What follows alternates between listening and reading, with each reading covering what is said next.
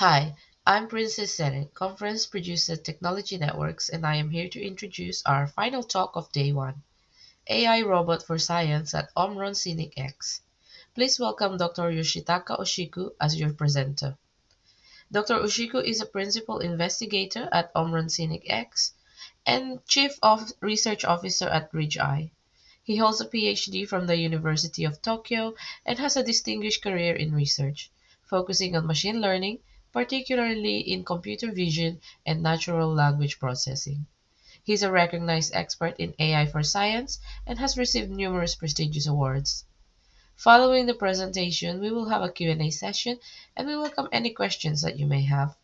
Please ask questions using the Q&A system to the right-hand side of the video player. And without further ado, I will now hand over to Dr. Ushiku to begin his presentation. Hello everyone, my name is Yoshitaka Ushiku from Omron Scenic X, and I would like to speak under the title AI Robots for Science Omron Scenic X. Let me begin by introducing myself.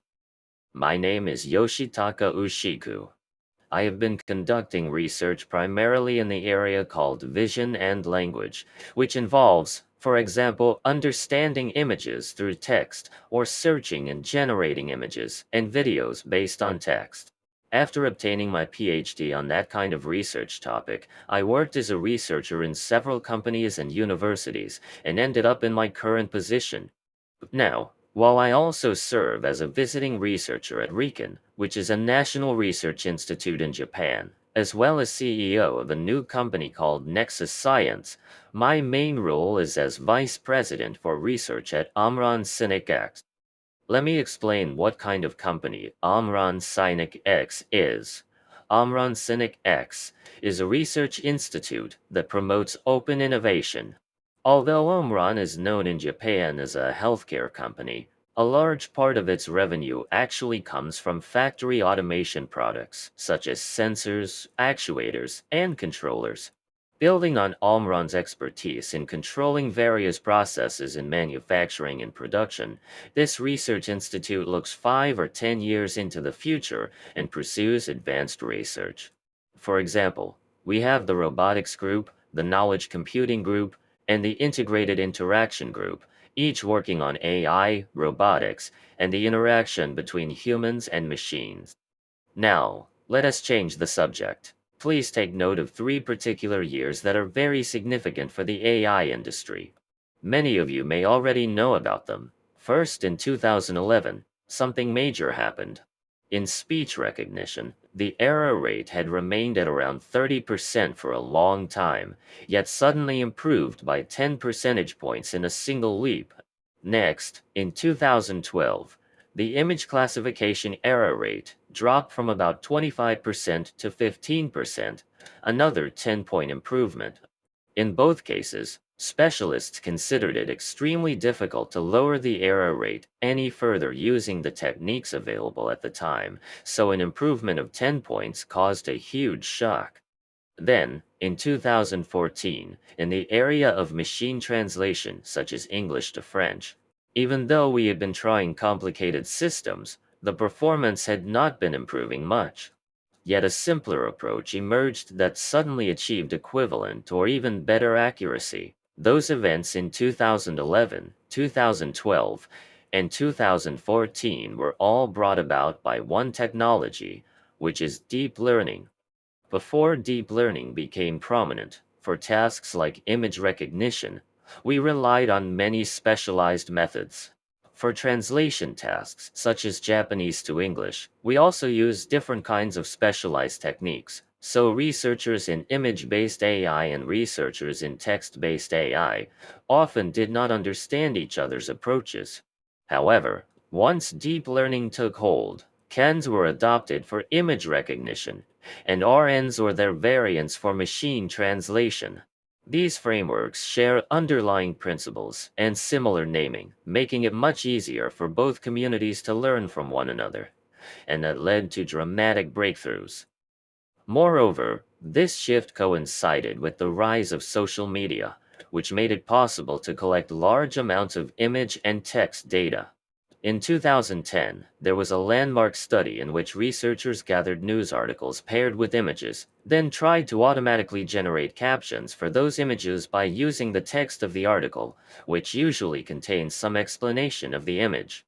This background led to the field of vision and language, which integrates images and text, and the field spread rapidly in the 2010 seconds. By the 2020 seconds, it developed further under the name of generative AI. Here, I would like to introduce three example tasks in vision and language. The first is called visual question answering. For instance, imagine an image of a dog chewing on something. Suppose we have an English question that asks what vegetable the dog is chewing on. The AI sees this image and the question, and then finds which part of the image is relevant by means of an attention mechanism. The highlighted area in the top right shows the relevant region, and from that, the AI can answer caret. Since the correct answer is also caret, it got it right. Another striking example is a question that asks what color the traffic light is. The traffic light in the image might be extremely small, to the point where it is hard for humans to notice it. Yet the AI focuses on that tiny spot using its attention mechanism and correctly answers green. In this way, by using both the input text and the image, the AI performs some form of comprehension, commonly referred to as multimodal understanding. The second task is known as image to text, which means generating textual captions describing an image. In research I conducted about 9 years ago, the system would receive an input image of people indoors or outdoors, then produce an appropriate descriptive sentence. That is precisely what we mean by image to text. The third task is text to image. This is the reverse of the previous one, where the input is text, and the system retrieves or even generates a suitable image. The image generation A's that became very popular in the 2020 seconds belong to this category. Before I begin talking about the main topic of AI robots for science, I would like to provide a more detailed overview of vision and language. To start, let us examine the task where vision and language inputs are combined to output recognition results. The most noteworthy example here is visual question answering. Interestingly, visual question answering did not originate strictly as an AI task. Rather, it first appeared in user interface research. A 2010 paper introduced an application designed for individuals with visual impairments who might touch unknown objects while traveling. The app, called VizWiz, allowed users to take a photo and ask a question about it, then receive an answer. For instance, a person might be holding paper currency but not know its value. After taking a picture and asking how much is this bill, the app would provide an answer. While this seems a lot like visual question answering, at the time the app did not rely on AI. Instead, it crowdsourced images and questions through Amazon Mechanical Turk, where human workers around the world would look at the photo and reply. Research efforts to replace that mechanism with AI began a few years later.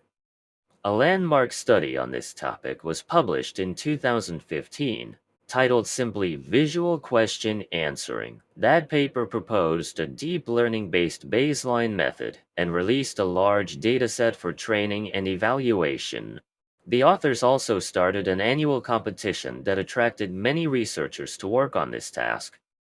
If we look at the datasets for visual question answering, we see that Amazon Mechanical Turk workers helped gather over 100,000 real images and more than 30,000 illustrations and food images, forming a large corpus. Each image has several human-written questions, totaling over 700,000. Furthermore, each question and image pair has 10 human-provided answers, and if a certain number of those 10 agree with the AI's answer, it is considered correct.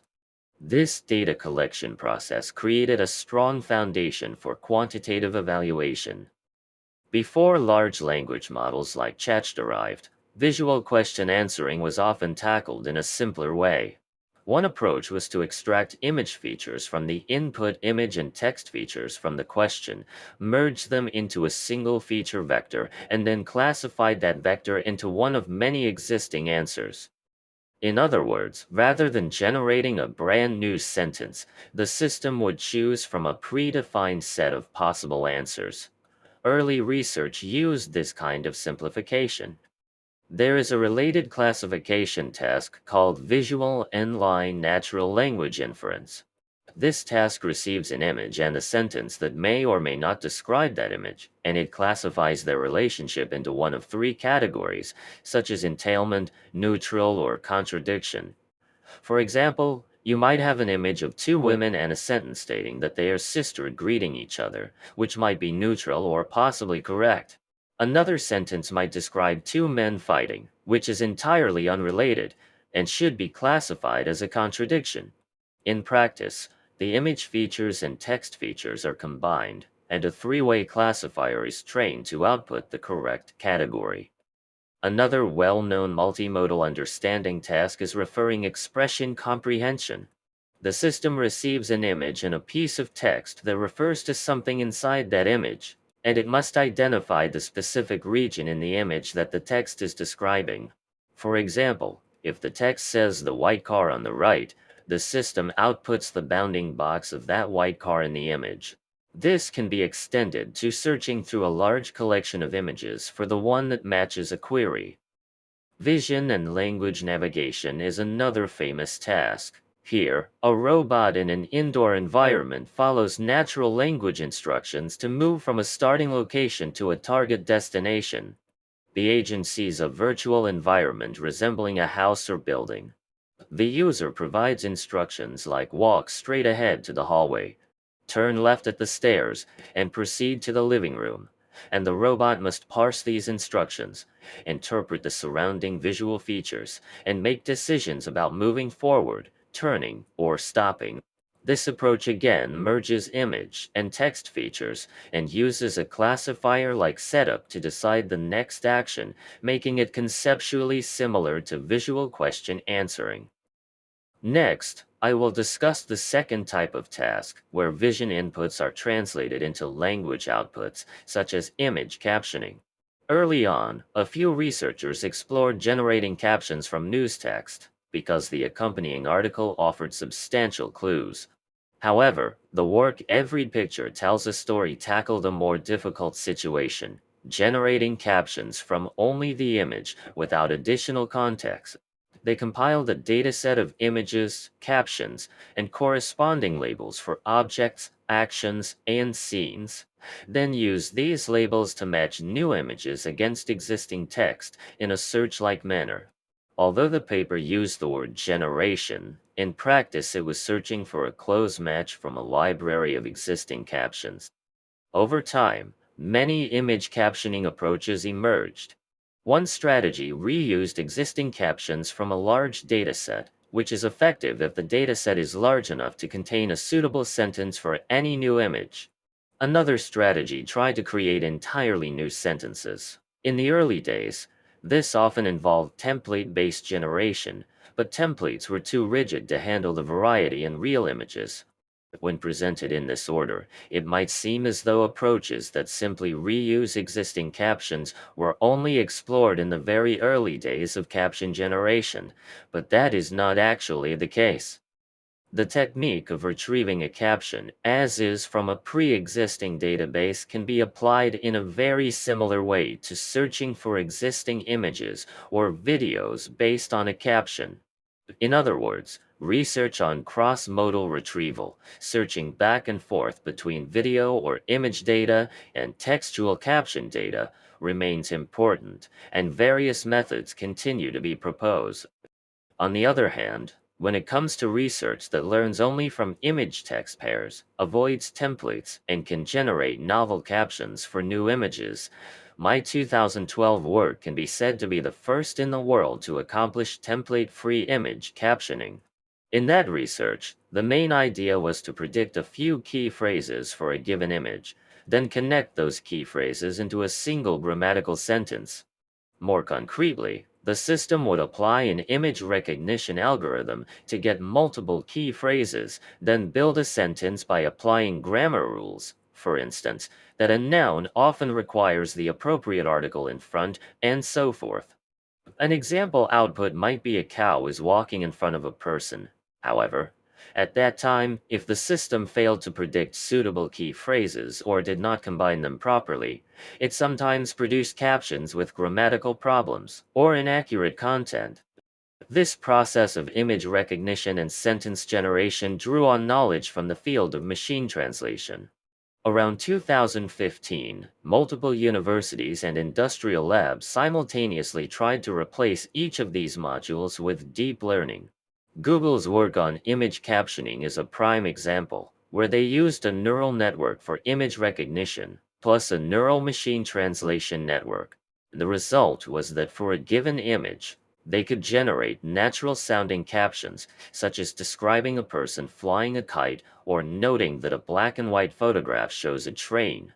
Not only did they achieve higher caption quality, but they also made it simpler for others to reuse their networks for new captioning projects, which spurred explosive growth in this field. Initially, most research focused on generating a single caption per image, but people soon realized that one image may contain multiple objects or actions. That led to dense captioning, which produces multiple captions for different parts of the same image. Moving on to video, the system might try to produce multiple captions for different time segments or for specific regions at particular frames, extending the concept of dense captioning to the time axis. Referring expression generation is a related task that complements referring expression comprehension. Instead of reading a text that locates an object, the goal is to write a phrase that draws attention to a particular region of the image, such as the white car on the right. This kind of technique has long been studied in AI, but became more practical once machine learning approached real-world images. There is also research on visual question generation, which is a counterpart to visual question answering. Sometimes an application or robot can recognize broad categories of objects in a home, but does not know the exact classification of a certain item. It would be helpful if the system could automatically ask a targeted question, such as what is the stuffed toy next to the dog, rather than a vague what is this, so that it can refine its knowledge. This is exactly what visual question generation attempts to achieve. Finally, let us look at the third case, generating images from text. Searching for existing images or videos based on text queries had been done for a long time, but actually synthesizing entirely new images at the pixel level was considered very difficult. Around 2016, there were many papers showing results of generating colored school buses from textual descriptions, which looked somewhat blurry by today's standards, but were considered state-of-the-art at the time. In computer graphics, you could combine or overlap existing images in a collage-like manner, but producing wholly original images, pixel by pixel, remained challenging. Generative adversarial networks, GANs, emerged as a powerful tool. A generator attempts to produce an image that matches the input text, while a discriminator learns to detect whether the image is genuine or fake and whether it is relevant to the text. This adversarial approach pushes the generator to create more realistic images and the discriminator to become better at spotting inconsistencies. Generative adversarial networks have been successful in creating realistic images in a general sense. However, for the task of generating images from captions, although there were some improvements over earlier methods, the result was still not quite there, at least at a glance. In these experiments, the model specialized in a particular domain such as birds or flowers, with datasets of over 10,000 images of birds or flowers, each paired with 5 detailed captions describing features like distinctive coloring or the shape of the beak. From a distance, the generated images might look acceptable, for example a small bluebird, but if you lean in closer, you see it is not coherently formed and the details look messy. Similarly, for flowers, although they might seem flower-like at a glance. A closer look shows strange shapes that do not match any real flower. Hence, attempts to improve such generative adversarial networks followed. One of the most common ideas was stacking GANs. For example, the first GAN might produce a low-resolution image of, say, 64 pixels, then another GAN would refine and upscale that image to 256 pixels with clearer details. In this way, by gradually enhancing the resolution, one can fill in additional detail. Even so, while this technique can produce bird-like images more convincingly, it still struggles with more complex scenes. A major breakthrough came when OpenAI introduced DALL-E, which applied the transformer architecture from natural language processing to image generation and trained it on hundreds of millions of image-text pairs. This approach showed that it was possible to generate realistic images for text prompts like a cat made of cabbage, even though such things do not exist. DALL-E 2 and diffusion-based methods further advanced image quality. Over the course of the 2010 seconds and early 2020 seconds, we witnessed rapid growth in text-to-image technology. Over the past decade, the evolution of image generation (AI) has been remarkably rapid. In 2013, a new kind of AI called VA appeared, which could generate images at the pixel level. At that stage, however, it could only manage simple changes, such as gradually altering a face's orientation or expression. It could not, for instance, generate anything other than the front of a face, or generate other body parts, or produce images of non-human subjects. Yet the mere ability to produce various realistic facial expressions was already considered a major breakthrough, enough to be presented at IKEA, a leading conference in deep learning research, the following year. The next year, the first GAN appeared and hinted that a wide range of images could be generated. At that time, GANs were not specifically designed for image generation, so a new AI called D-Chan was introduced the following year to incorporate the convolutional operations commonly used in image processing. Up to this point, the resolution of generated images was still very low, around 64 by 64 pixels. The year after that, researchers published text-to-image generation work using GANs, which I mentioned previously. Another line of research started to appear as well, where an AI could swap image styles. One example is Pix2Pix, which took images of zebras and horses and converted zebras into horses and horses into zebras. Note that Pix2Pix takes an image as input and transforms it into another image, so this differs from AI that generates new images from nothing. Nonetheless, the ability to produce high-resolution outputs that convert zebras to something horse-like, and vice versa, was a significant milestone. In the first half of this 10-year period, the foundational work on generating or manipulating images gradually progressed. In the latter half, the focus turned to improving quality. As I mentioned earlier, people stacked multiple GANs to generate increasingly high resolution and realistic images. Meanwhile, researchers explored methods to leverage the fact that a 2D image captures only one viewpoint of a 3D world. If multiple photographs of an object are taken from different angles, an AI can learn to re-render that object from viewpoints not included in the original images.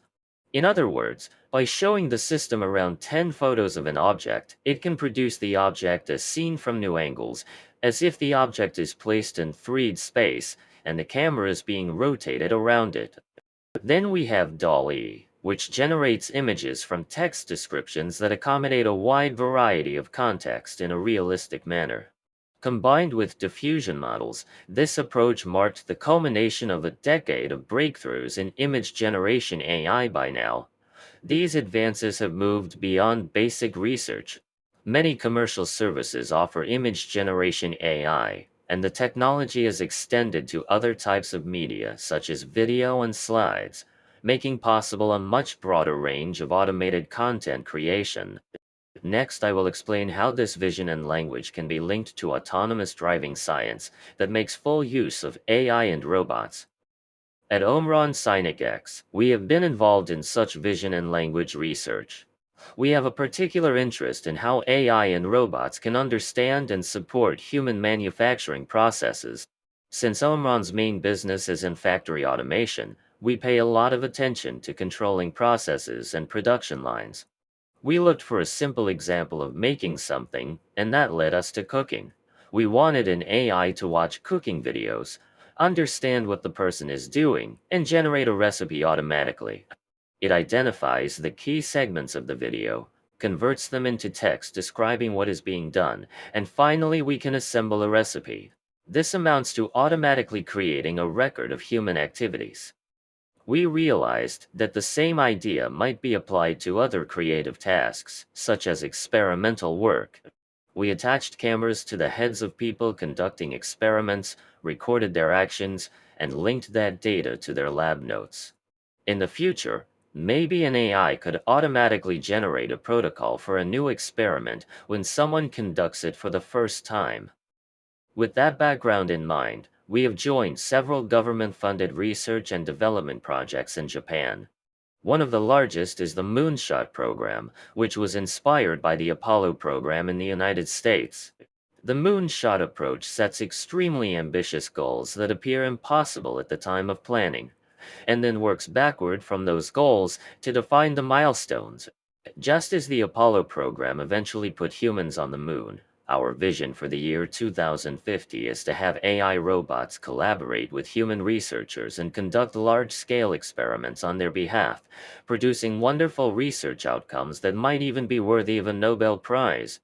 Indeed, 2024 was the year when two Nobel Prizes went to AI-based research, including one to AlphaFold from DeepMind, which attracted a lot of attention around the world.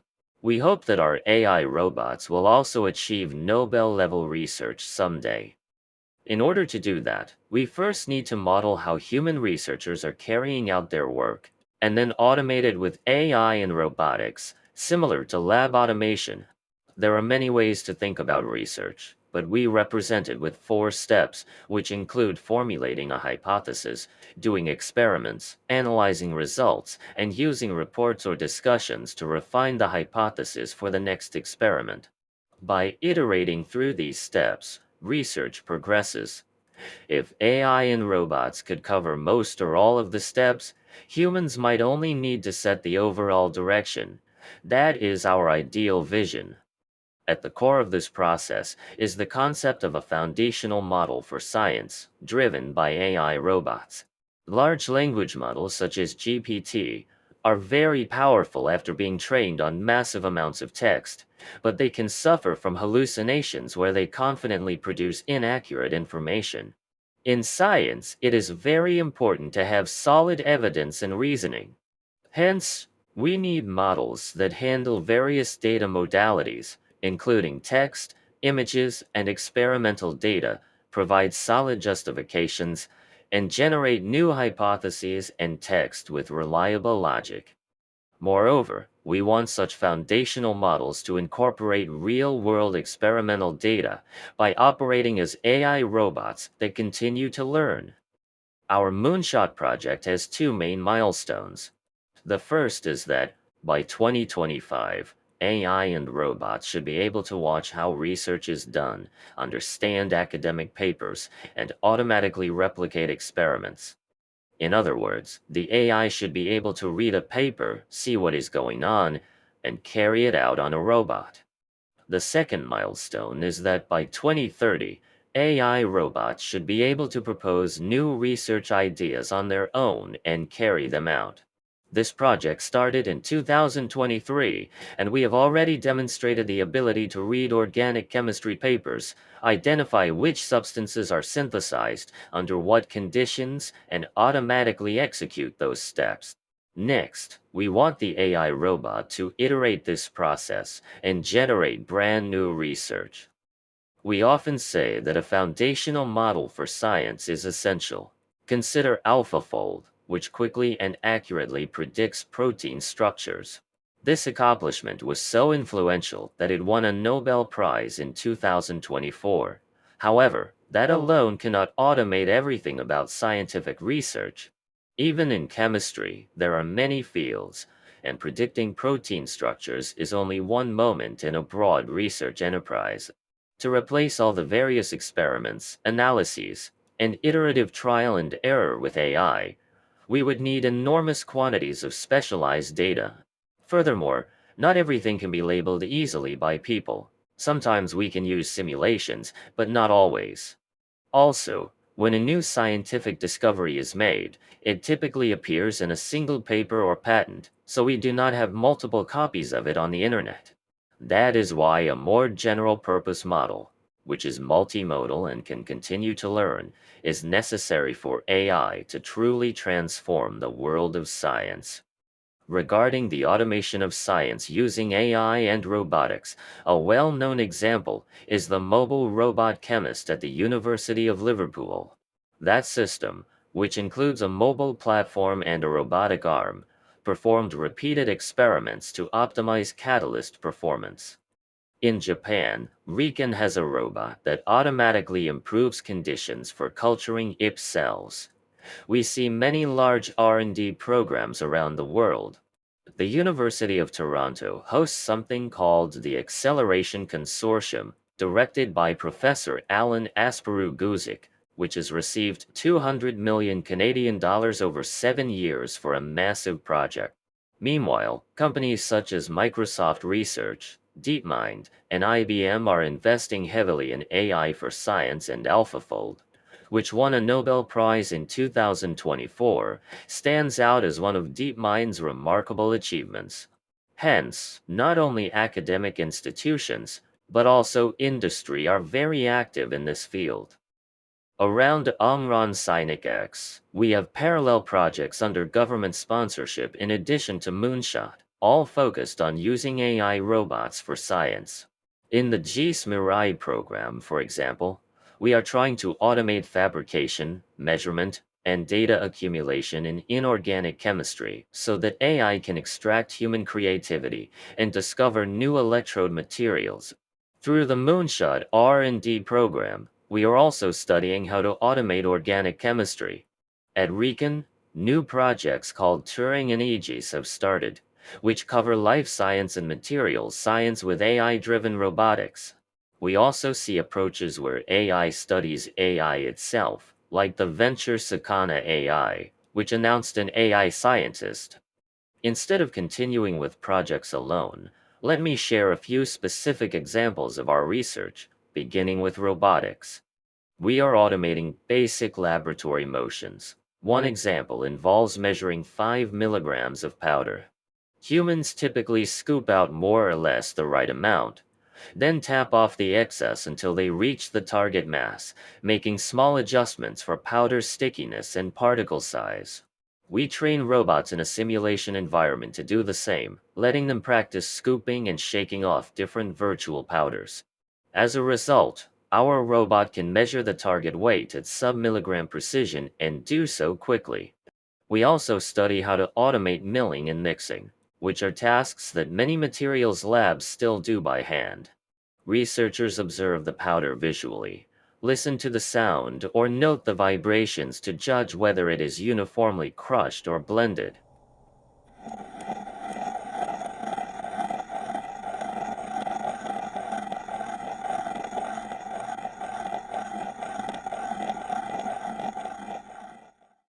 Our approach has the robot gather such information as data to produce uniform results.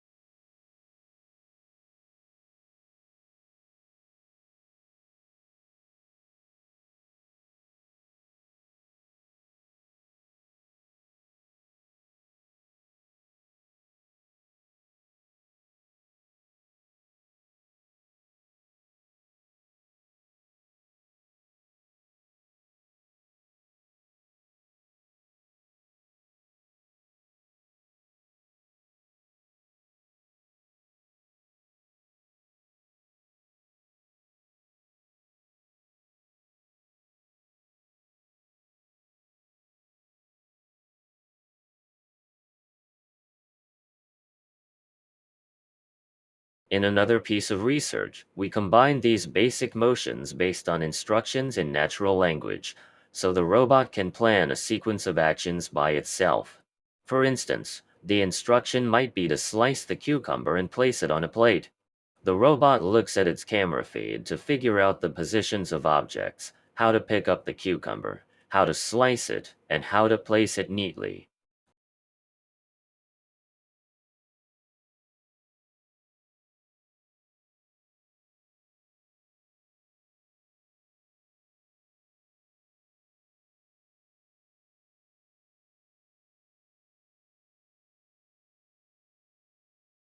Simply connecting a large language model to a robot might be risky because we cannot see what plan it is generating, so we use an intermediate representation called a program description.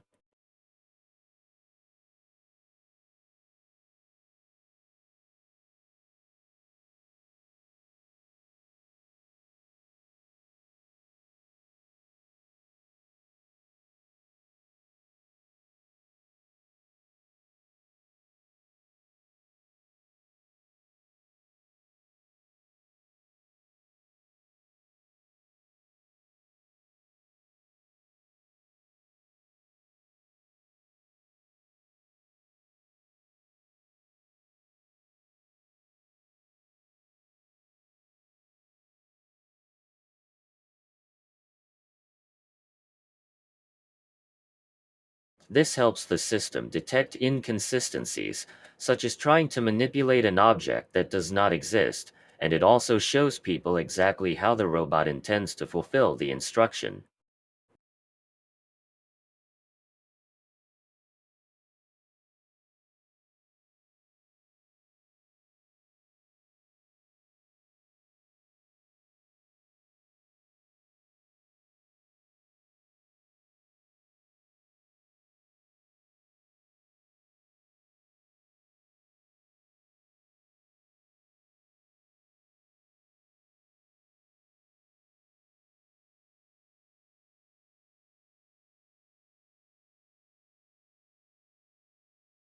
Next, I will introduce some of our research results on AI within the broader initiative of AI robot-driven science.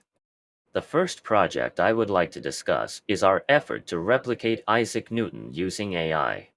Specifically, we want to see if AI can derive the equation equals 1/2 times g times t squared, which represents the law of universal gravitation, by observing how an apple falls from a tree. In more concrete terms, the AI is given a table of values for the apple's height over time, and must figure out that the data follows this well-known physical law.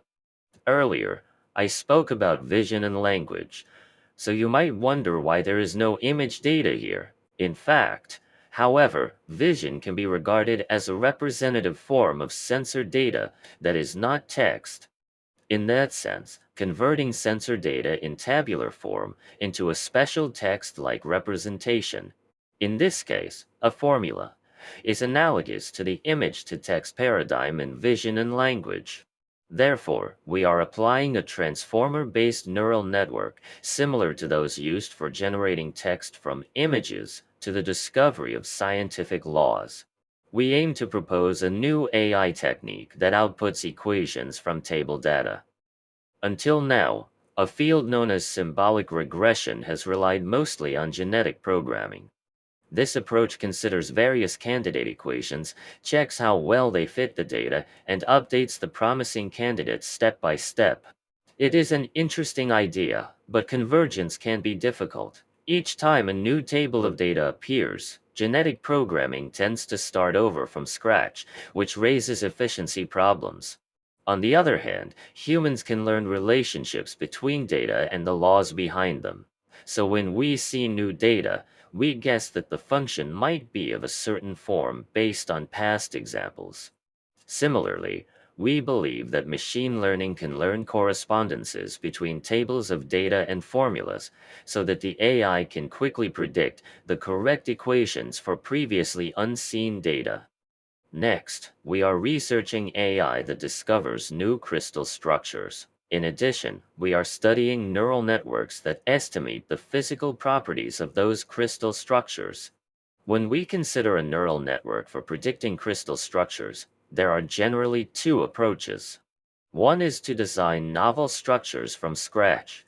The other is to locate an existing crystal structure that matches the input query. In reality, there are many chemical substances whose properties have not yet been identified. In the slides, we are showing, hypothetically, each dot on the map corresponds to one crystal structure. Gray dots represent structures whose properties are unknown, and you can see there are still many of them. Colored dots, on the other hand, represent substances with known properties, such as superconductors, electrode materials for lithium-ion batteries, or magnetic materials. They appear as clusters of points close together, indicating that we have learned a map where materials with similar properties are placed near one another. We achieve this by combining the crystal structures themselves with sensor data called XRD, which records the response of a crystal to X-rays at different angles. We use techniques similar to those for learning correspondences between images and text. This is another instance in which we draw inspiration from the vision and language field, which focuses on unifying visual and textual data. We also want to develop a neural network that outputs entirely new crystal structures. In existing work, researchers have used an autoencoder that reproduces the original crystal structure from an input. An autoencoder has two components, an encoder and a decoder. It takes in the three-dimensional coordinates and lattice parameters of a crystal, encodes them into a vector with no clear human meaning, then reconstructs the original crystal from that vector. Although humans might not understand the compressed representation, it is a concise way for AI to store information. In this latent vector space, stable substances and unstable substances, or materials that share certain properties, are expected to cluster together. In principle, if you can find the region in that space corresponding to a desired property, you can decode a new crystal structure with that property. However, while encoder technology is advanced, creating a highly accurate decoder remains challenging. This problem makes it difficult to faithfully reconstruct the original crystal. We therefore propose a decoder that uses two types of maps. One map shows, in a broad sense, what kind of atom might exist at each coordinate in the three-dimensional space. The other map is analogous to a wind velocity map. It indicates how each atom should move so that it ends up in the correct position. Suppose we initially place an excessive number of atoms at random locations. By moving them according to the flow of this wind velocity map, they converge on the correct positions in the correct number. In practice, we have confirmed that our method can reconstruct the original crystal structure more accurately than previous approaches. After searching or generating crystal structures in this way, we also need a neural network that can estimate their physical properties. We propose using a transformer-based network, a widely used architecture in vision and language, for estimating properties from crystal structures. Because crystal structures consist of unit cells that repeat infinitely, graph neural networks have been the main choice so far, since they are invariant to translations and rotations. However, transformers often exhibit greater representational capacity. We aim to refine them so that they handle the periodicity and symmetry of a crystal, allowing more accurate and faster estimation of its properties, even when infinite arrays of atoms are involved. In this way, Omron Synic X continues to carry out AI for science and robots for science. If you are interested, please take a look at an initiative called the Nobel Turing Challenge. They host workshops around the world, aspiring toward an era when AI robots can produce research that deserves a Nobel Prize on their own.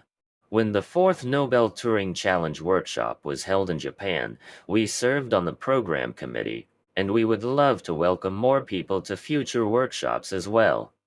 That concludes my talk. Thank you very much for your attention. Thank you very much, Dr. Ushiku. As with all the talks, we are likely going to have lots of questions from the audience, and I can see we have received some already, so I'll move on straight to the Q&A. So for your first question, what kind of science is easy to make autonomous? Research fields with well-defined protocols, repetitive tasks, and abundant structured data, such as certain areas of chemistry or materials science, are generally easier to automate. Thank you, Dr. Ushiku. So for your next question, asked, will human researchers lose their jobs in the future? They will not lose their roles entirely. While many routine tasks can be automated, human expertise is still crucial for creativity, strategic decision making, and performing complex experiments. Thank you, Dr. Ushiku. That is promising to hear. So our next question follows up with our earlier question at the beginning of the Q&A. So our viewer has asked, can science be made autonomous with the current large language models? Not fully. Large language models alone lack direct interaction with physical experiments and precise verification steps, so additional robotics, domain-specific models, and data handling are required to develop a real-world AI robot scientist. And and are there any research topics that can be robotics ones for lab automation? Yes. Examples include automating sample preparation and measurement, developing precision handling for powders or viscous liquids, and integrating robotic arms with sensing systems to perform entire experiments autonomously. Thank you, Dr. Ushiku. I am aware of the time that we have left, so we must move on. And I'd like to talk about the AI side of things now, and which brings us to our next question, actually. So, what is the impact of AI on laboratory operations? AI can accelerate data analysis, improve accuracy by reducing human error, and free researchers from repetitive tasks, allowing them to focus on higher level experimental design and innovation. Thank you, Dr. Ushiki, for addressing all of these questions. As we come close to the end of this session, I just want to quickly remind our viewers that we have time to address one final question. And if you have any questions for Dr. Ushiku, please do keep submitting them to the chat system on the right. Now, Dr. Ushiku, for your final question, how can automation be designed to optimize lab workflows? Automation should be modular, allowing each experimental step to be easily integrated or swapped. Systems need to capture and share data seamlessly, while still enabling human oversight to handle exceptions and make strategic decisions. Thank you so much, Dr. Ushiku. Unfortunately, that is all the time that we have for today. Any questions that we didn't have time to get to will be sent to the speaker after the event. As with all the other talks in the event, this talk will now be available to view whenever you want for the next 30 days. That just leaves me to say thanks again, Dr. Oshiku. And for everyone tuning in, we will be back again tomorrow at 8 a.m. Pacific for more fantastic lineups of talks. Thank you very much for watching and see you all again tomorrow.